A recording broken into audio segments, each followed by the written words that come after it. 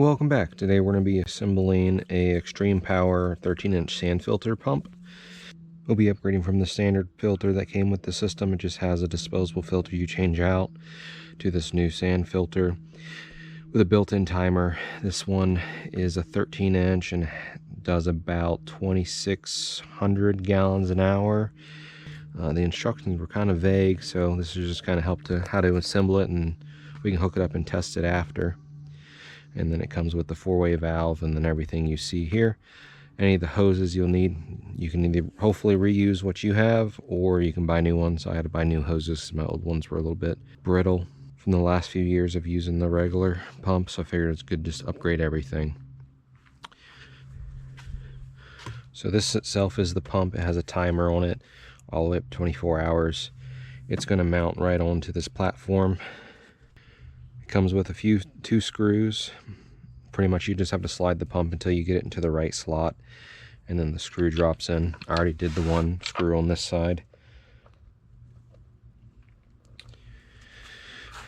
So let's get this other screw in.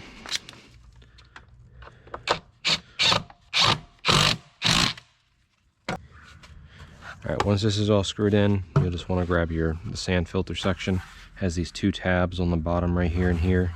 They're going to lock in on the feet, and you're going to rotate it on this base. And that just stays in place. And then there'll be this little baggie. It'll have these components in there. You'll want to put one washer on right here. This is going to drop down into the hole right here. And reach in. Right there. You're going to get another one gasket, slide that on. You're going to get this nut, slide that on.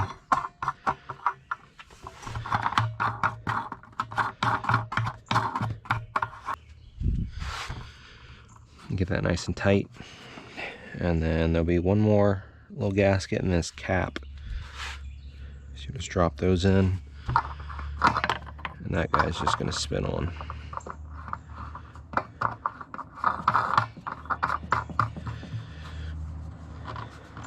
And you might have to snug this up just a little bit with a wrench, but don't go too crazy. Alright, this guy just drops right in. Comes with this like little funnel. This will just go right on top so you don't get anything in there. You're going to pour your sand in. Alright, once you get your sand, you can go ahead and pour that in. So we'll come back to that in a moment. You just want to leave this on there so you don't get any sand inside your pipe. So next we'll just go ahead and get all these adapters in. The kit comes with some Teflon tape. So I'm going to wrap a little bit around each one of these just to prevent leakage. And then they also all come with a whole bunch of O-rings. They just slide on over. Alright, so you're just going to wrap this to the opposite side, so when you thread it in, it doesn't unravel all the Teflon. So this one's going to be our plug on the valve, which will go to waste. So we'll tighten that up. And then our next adapter, go wherever you want. So we're just going to repeat the process. So you're going to grab it and then wrap to the left since you need to thread it to the right. Alright, so we just got our last one done. That'll go on the pump. So remember, you have one for waste. You can cap it off, or you can put one of the adapters on with a hose, then cap it off later. This is to the pool. This one is to this pump right here. So I got all these pretty much hand tight. And I came in with the wrench. Just gave it another half turn, quarter to a full turn. Make sure everything was nice and snug. And then this guy goes back on. Alright, and then this one came with a gauge, pressure gauge. So we're going to want to wrap this with Teflon as well. Same thing, it needs to be threaded to the right, so we need to wrap this to away from you to the left. And then this one goes right on this plug that comes out.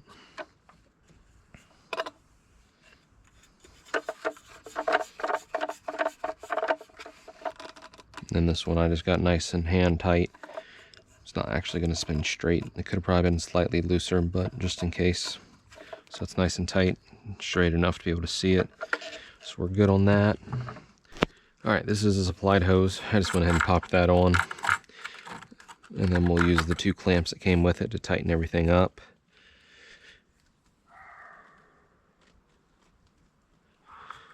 And then once your sand's in, you'll remove your funnel.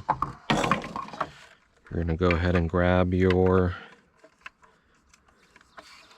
4-way valve and put this nice O-ring on here. That'll get lined up.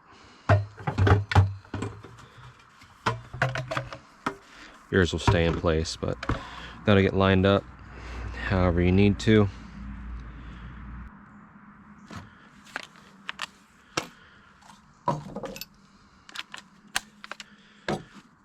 You go ahead and grab your clamps. So it comes with 2 of them, whatever orientation works best for you.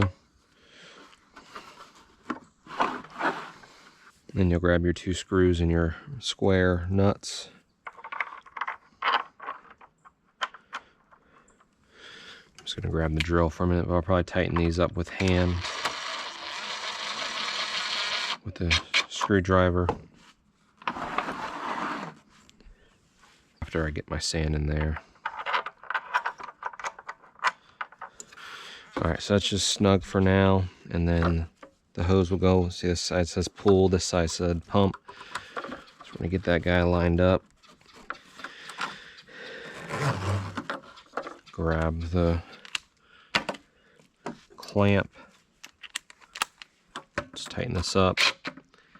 Don't go too crazy because it's on plastic, so tighten that up by hand. Alright, and then you'd be good to go to hook it up from your pool. So this is your return. This is what's sucking in all the water. And then this is pushing out the water after you got your sand in here. So I'm going to go set this in place where it needs to be. Once my sand comes in, I'll pop this cover back off, fill it up, and we'll test everything. Alright, we're back. I got my sand here, got a little scale. So this one says it holds about 42 pounds. It's the 13-inch version. The booklet it came with says the 12-inch version holds X amount and the 14-inch holds X amount, but it doesn't say anything about the 13-inch. But on the listing it said 42 pounds. So I just grabbed my little scale I had. I'm thinking it's going to be on one of these markers. There's going to be like 3/4 full. So we'll use my scale to get 42 pounds in it and gauge it, and then you guys will know. But everything hooked up, so this is going back into the pool. That's going to go into the cap here that we have off right now because I didn't pre-fill it with sand because I didn't have it at the time. And then I have dual returns that go into just a valve that you can turn on and off that go into the pump. So let's open this up, pour 42 pounds worth of sand in there and see where it is, and then let's test the pump out.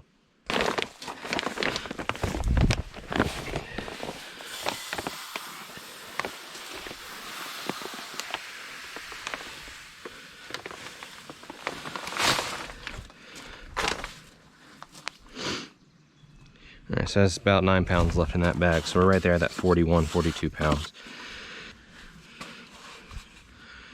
So we're right here, like right in between.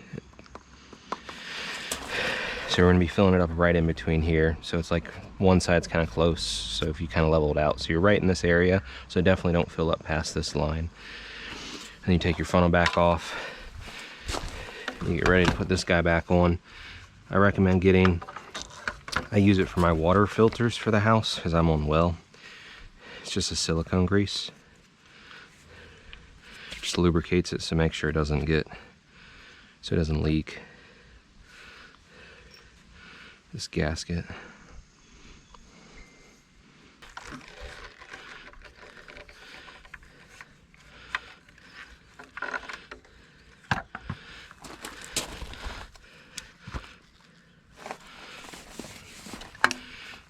Alright, so now we're going back to the 2 clamps. I'm gonna just tighten them up with the drill a little bit and then finish them off with the screwdriver, just so I don't over torque or tighten anything. Alright, so we got everything tight, pulled it all together nice and flush. It took a minute. So now I got my pump plugged in.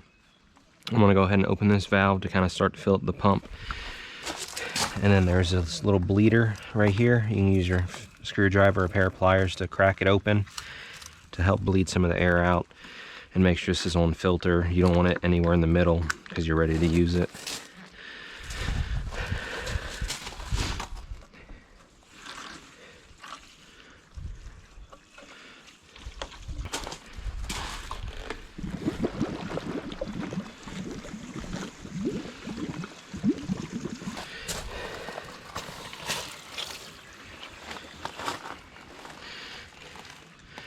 Alright, I got both my valves open. This wasn't filling all the way because it's airlocked. So you'll go ahead and kind of crack this guy loose. It'll help some of the air get out. I just got all the air out of it. There's just a little bit left in here. So I'll just bleed it a little bit more. And then we should be good to go. And this is just your strainer. Don't catch any of the like small leaves or anything. They kind of get sucked in.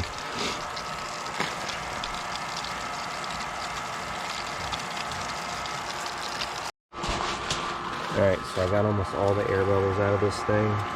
It sounds a lot better when it's running. I had to pretty much end up opening this valve with the pump off a few times and taking this cap off and loose. I let some water overflow and I pressed it back down, tightened it, started it, got it flowing. I even had to like open and close my valves a few times because this corrugated like flexible line holds a lot of little air gaps in all these crevices. So as long as you don't ever let the pool water get below your kind of return, you should be good for a while. And then also this one has the pressure gauge on it, so I know my baseline's, everything's new, clean, it's 5 psi, and if it goes up to like 10, 13, that means it might be time to backwash and clean the sand. That's from what I was reading. Also, I just noticed it says right here 42 pounds of sand for this one.